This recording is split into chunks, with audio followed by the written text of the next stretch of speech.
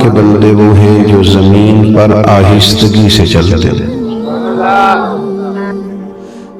وَإِذَا خَاطَبَهُمُ الْجَاهِلُونَ قَالُوا سَلَامًا، اور فرمایا جب جاہل ان سے گفتگو کرتے ہیں، جب جاہل ان سے مخاطب ہوتے ہیں تو قالوا سلاما، وہ سلام کر کے گزر جاتے ہیں۔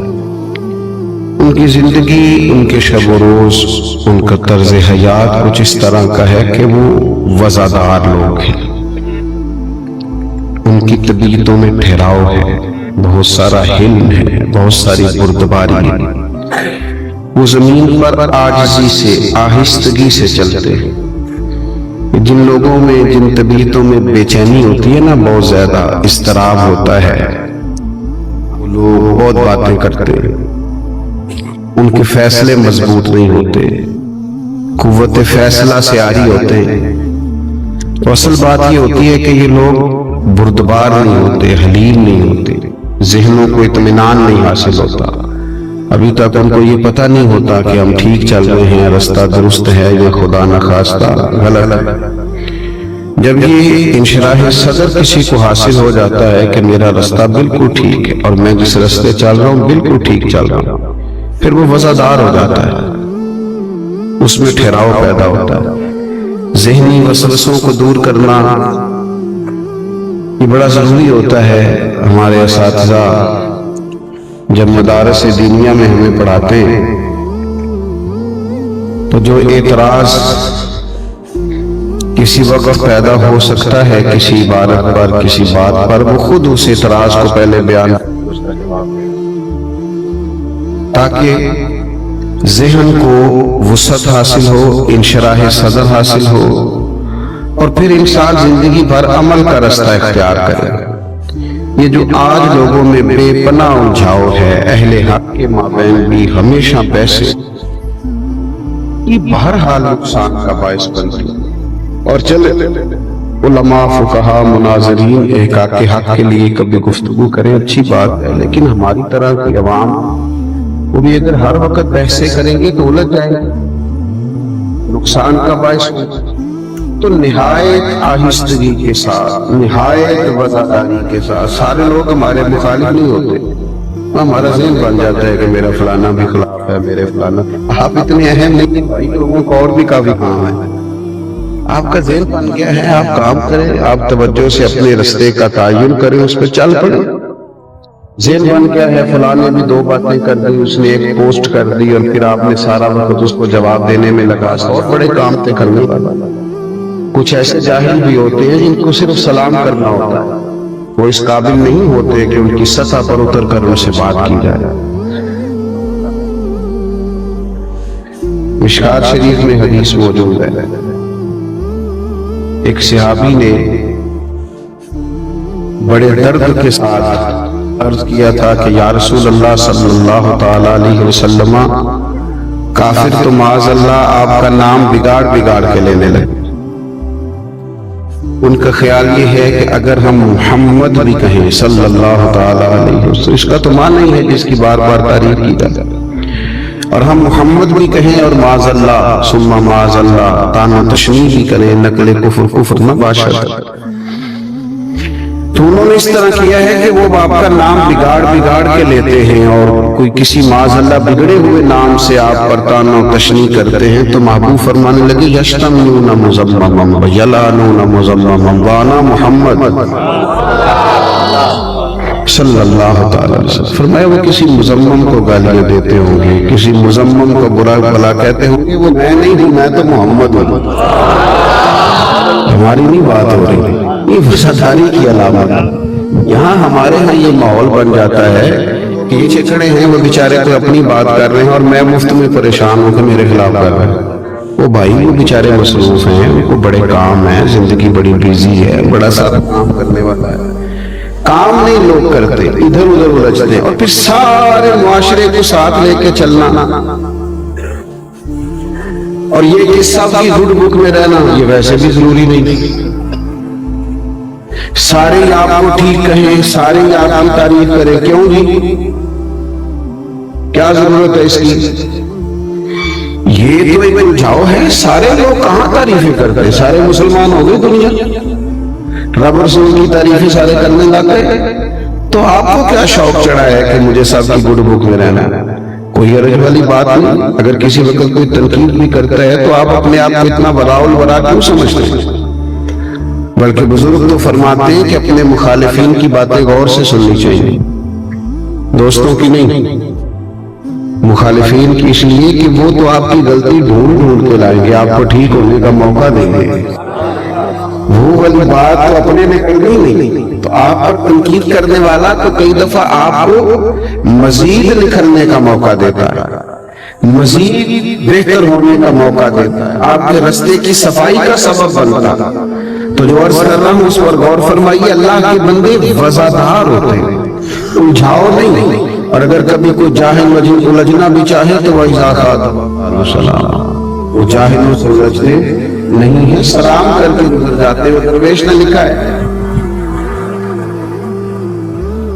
ایک دفعہ جنگل کے دو جانور گدھا اور گھوڑا آپس میں بحث کرنے لگے. گدھا کہتا تھا کہ آسمان کا رنگ کالا ہے اور گھوڑا کہتا تھا نہیں نیلا ہے.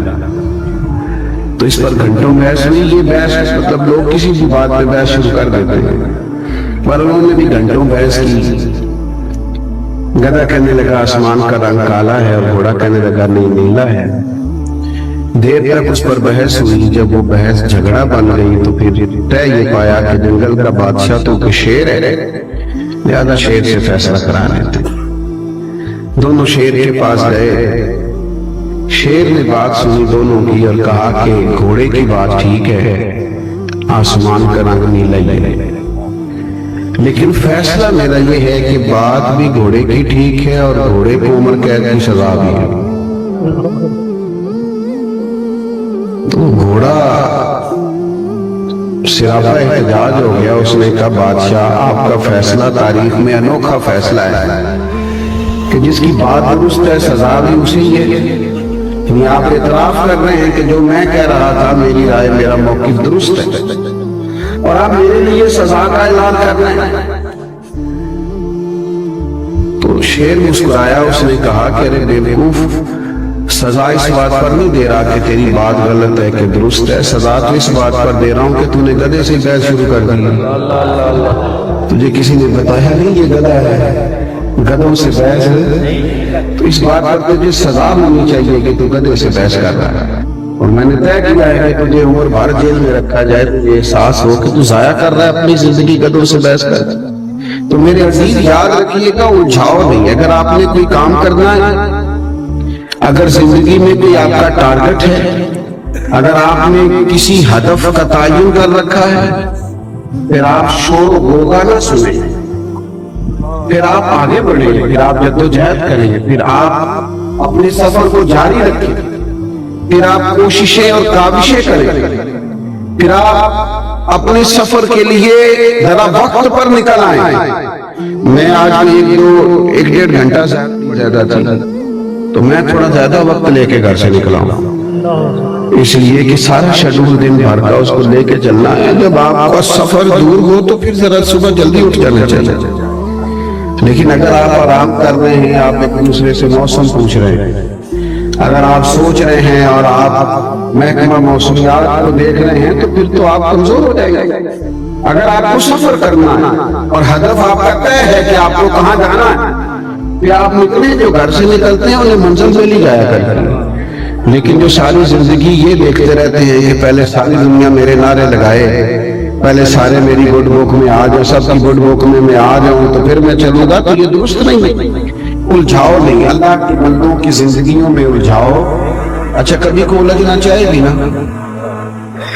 تو مزیدار لوگ ہوتے ہیں، وہ اپنے وقت کو بچاتے ہیں. وہ کہتے ہیں بھائی میں مطلب مجھے کام بڑھے، مصروفیت بڑھی، میری ذمہ داریاں بڑھی، میری ڈیوٹیاں بڑھی، اور ذرا سی بات پہ الجھ جانا، پھر اپنا سٹیٹس اس طرح کا بنا لینا کہ اس نے بات کی ہے تو کیوں کی ہے، تو پھر اس کی ضرورت کیسے ہوئی، تو پھر میں نے پوچھ کے رہنا ہے، تو پھر آج رات کو پنچایت ہوگی، تو بھئی آپ فارغ آدمی اس لیے اتنی زیادہ آپ اس پہ لے دے کر رہے ہیں. آپ مصروف ہوتے تو اتنا ٹائم ہی نہ ہوتا. حضرت عمر بن عبدالعزیز رحمۃ اللہ تعالی علیہ رضی اللہ تعالی عنہ آپ امیر بھی تھے, امیر المومنین بھی تھے, درویش بھی تھے, صوفی بھی تھے, عالم بھی تھے, بہت بڑے آدمی تھے. 39 سال عمر پائی ہے انہوں نے کون, پوری 40 نہیں. کتنا کام کرا. ہمارے یہاں تو ابھی 30-35 سال کا بچہ بڑا ہی نہیں ہوتا, تو کہتے ہیں ابھی تو بچہ ہے, کر لے گا. ابھی کیا عمر ہے, 39 سال عمر پائی. چونکہ اپنی زندگی میں کوئی الجھاؤ نہیں رکھا. کام کرنا تھا تو وقت پہ کیا, ڈیوٹی کرنی تھی تو وقت پہ کی, چیزوں کا پہلے سے تعین کر رکھا تھا, بس اس ہدف کی طرف وقت پہ بڑھے. یہی اللہ والوں کی شان ہے. وزادار ہوتے ہیں, الجھاؤ سے بچتے ہیں. رات کا وقت تھا, حضرت عمر بن عبدالعزیز رحمۃ اللہ علیہ نے ارادہ کیا کہ میں ذرا باہر نکل کے تو رعایا کے بارے میں معلومات کروں. آپ باہر نکلے تو زمانے کے اندر لوگ لکڑی کے جوتے پہنا کرتے تھے, جن کو کڑاؤ ہماری زبان میں بعض لوگ کہتے ہیں. آپ فٹ پاتھ پہ, بزرگ آدمی فٹ پاتھ پہ سو رہے تھے. تو جناب عمر بن عبدالعزیز رحمۃ اللہ علیہ گزر رہے تھے, تو بابا جی سڑک پہ سو رہے ہیں فٹ پاتھ پہ, تو آپ کا پیر ان بزرگوں کے پیروں پہ آ گیا. تو یہ اچانک ٹکراؤ ہو جائے نا, تو لوگ پھر جذباتی جملے بولتے ہیں.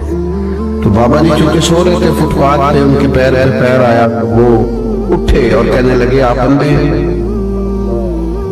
موٹر سائیکل کی ٹکر کسی موٹر سائیکل سے ہو جائے تو لوگ کیا کہتے ہیں, اندھے ہو. ویسے اندھا بندہ موٹر سائیکل چلا سکتا ہے, کیوں پوچھتے ہیں.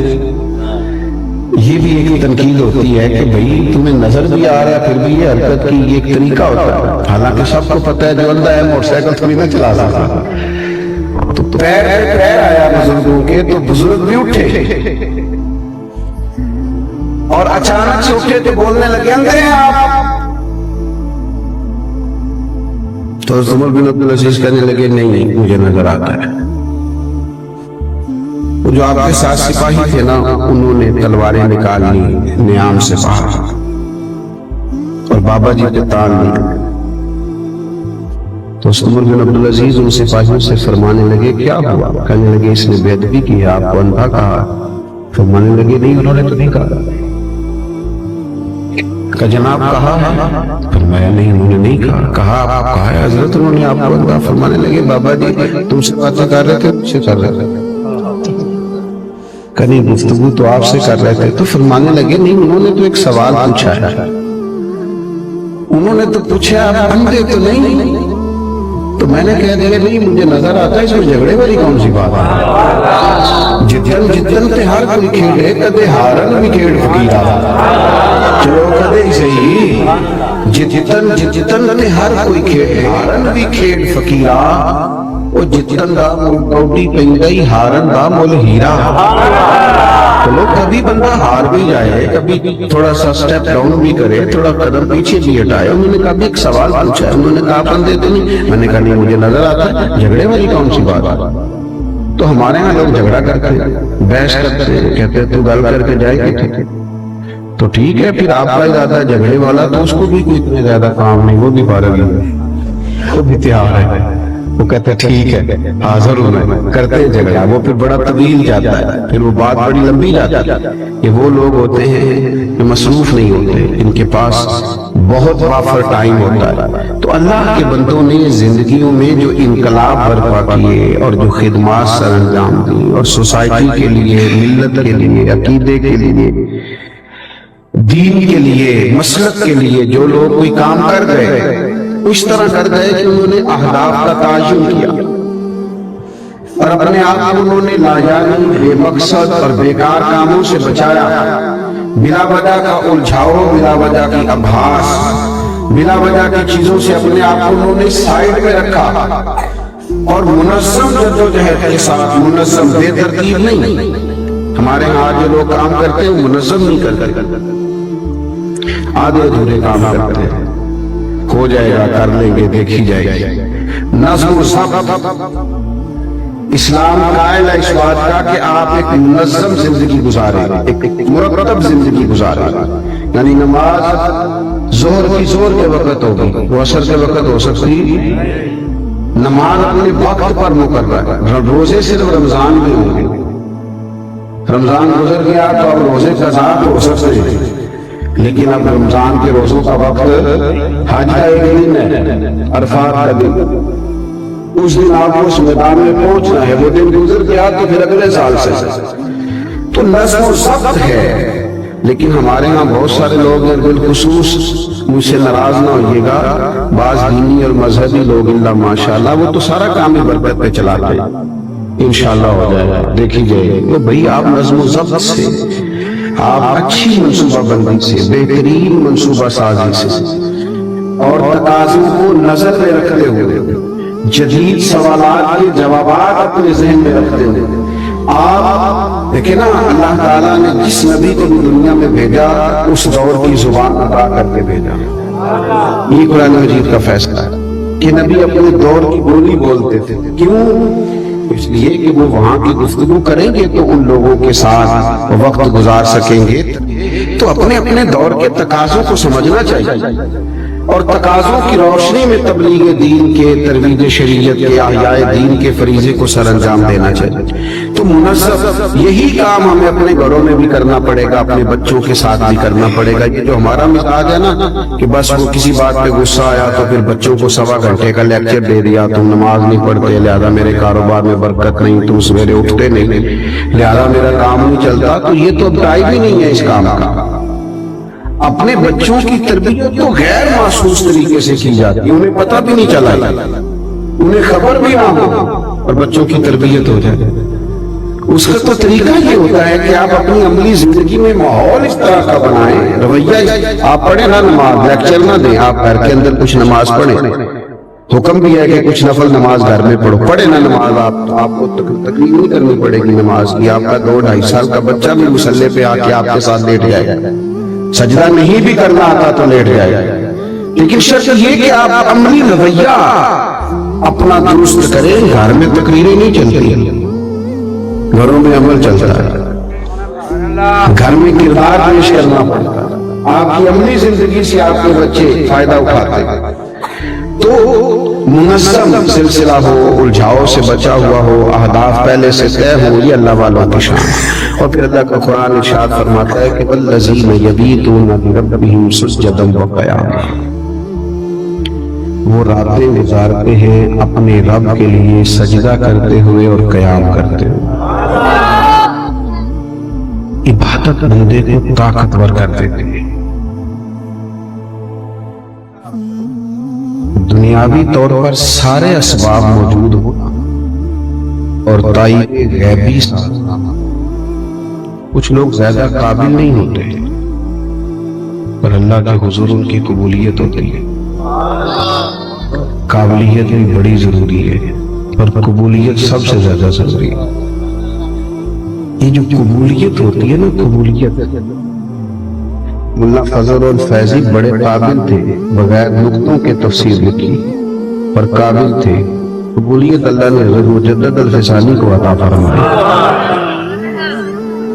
ان کی قبولیت تھی، وہ کام کر کر اور بڑا کام کر کر۔ یہ قبولیت کے لیے سجدے کا ذوق ہونا ضروری ہے، عبادت کی لذت سے آشنائی ضروری ہے، اپنے رب کو منا لینا ضروری ہے۔ بڑی منظم ترتیب لگائی بدر میں نبی پاک علیہ السلام نے صحابہ کی، اور بڑے جذبے کے ساتھ انہیں ذہنی طور پر تیار کر کے محبوب میدان بدر میں لائے، بڑی بہترین صف بندی فرمائی۔ لیکن اس کے باوجود اللہ کے رسول نے خود ساری رات مصلی پہ گزاری اور عرض کی مالک میں یہ 313 لے کے آگے ہوں، اگر یہ لوگ ہلاک ہو گئے تو قیامت تک کون تیری عبادت کرے گا؟ مصلی کا ساتھ، عبادتوں کا ساتھ، اللہ کے بندوں کی راتیں یہ گزرتی تھیں مصلی پہ، ہماری موبائل پہ۔ یہ 25 منٹ کی محفل بغیر موبائل پہ نہیں گزرتی، کیوں بیٹا ایسے ہی ہے؟ موبائل کے بغیر کچھ لمحہ نہیں گزار سکتے، سیانے لوگ نہیں گزار سکتے، سمجھدار لوگ نہیں گزار سکتے۔ کھیل کود کا مزاج ہو گیا ہے۔ یاد رکھنا اور سمجھنا، راتیں جب مصلی پہ دیکھیں نا، یہ کتنی لمبی رات ہے، 7 بجے عشاء ہوتی ہے اور 6 بجے کے بعد فجر پڑھتے ہیں لوگ۔ 11 گھنٹے کی رات میں بھی جس کو تہجد نصیب نہیں، کب پڑھے گا؟ کب؟ سیدہ فاطمہ رضی اللہ تعالیٰ عنہ ارشاد فرماتی ہیں کہ اللہ کے حبیب علیہ السلام مجھے انگلی سے پکڑ کے پاؤں کی ہلاتے اور فرماتے اٹھو فاطمہ، سحری کا وقت ہو گیا ہے، رب سے رحمت مانگنے کا ٹائم۔ صبح صادق میں اپنے رب کے حضور حاضر ہونا، رات کا کچھ حصہ عبادت میں گزارنا، لمبی دعائیں مانگنا، اور جب کچھ نہ چاہیے ہو، میری طرف دیکھ رہے ہیں آپ، جب کچھ نہ چاہیے ہو تو پھر اپنے رب سے مانگنا۔ نہیں سمجھ رہی آپ؟ کچھ نہیں چاہیے بظاہر، آپ پتہ ہے نبی کریم نے کیا فرمایا؟ فرمایا سکھوں کے وقت دعائیں مانگا کرو، اللہ دکھوں میں جلدی قبول فرمائے گا۔ کچھ نہیں چاہیے بظاہر، سکھ خوب اللہ کے حضور حاضر ہو، لمبی چوڑی دعا مانگو، اپنے مالک کے ساتھ اپنا رشتہ محبت۔ ہمارے بہت بڑے مناظر تھے حضرت مولانا محمد عمر صاحب چربی رحمۃ اللہ علیہ، حضرت مولانا عنایت اللہ صاحب رحمۃ اللہ علیہ سانگلائی والے، ان کی یہ بھی شہرت تھی کہ بہت زبردست مناظر ہے، بڑی قوت حافظہ اور انشراح صدر اللہ نے عطا کر رکھا، اور یہ بھی شہرت تھی کہ تہجد بھی کبھی نہیں چھوڑتے، احقاق حق کے لیے اپنے رب کریم سے مدد، اللہ تبارک و تعالیٰ کی رحمت کا اور کرم کا ساتھ بھی ہر وقت مانگتے۔ ان کی جس طرح لائبریریاں آباد تھیں، مدارس آباد تھے، خانقاہیں آباد تھیں، اور جس طرح درس و تدریس کی مسند آباد تھی، اسی طرح ان لوگوں کے مصلی بھی آباد تھے۔ اللہ کے ساتھ ان کا رشتہ بھی مضبوط تھا۔ میں اپنی گفتگو ختم کرنے لگا ہوں، 3 باتیں میں نے آپ کی خدمت میں بڑے درد سے عرض کرنی ہے، آپ نے خصوصی توجہ کرنی ہے میری بات پر۔ ایک تو یاد رکھیے گا، اچھی طرح سمجھ لیجئے گا کہ زندگی ضائع کرنے کے لیے نہیں، یہ بڑی قیمتی ہے، اس سے کوئی کام نہیں، اور کوئی بندہ دنیا میں ایسا نہیں جس میں اللہ نے کوئی نہ کوئی خوبی نہ رہے۔ اپنی خوبی کو تلاش کرے اور ایک ہدف کا تعین کرے کہ میں نے یہ کام کرنا ہے، اس کے لیے ڈٹ جائیں، عملاً میدان میں اتر جائیں۔ اور دوسری گزارش یہ کہ اس ہدف کے لیے جدوجہد با مقصد قسم کی کرے، منظم قسم کی کرے، بے مقصد نہیں کرے۔ جب آپ با مقصد جدوجہد کریں گے، تقاضوں کے مطابق چلیں گے، تو آپ نفع پائیں گے، کام جلدی ہو جائے گا۔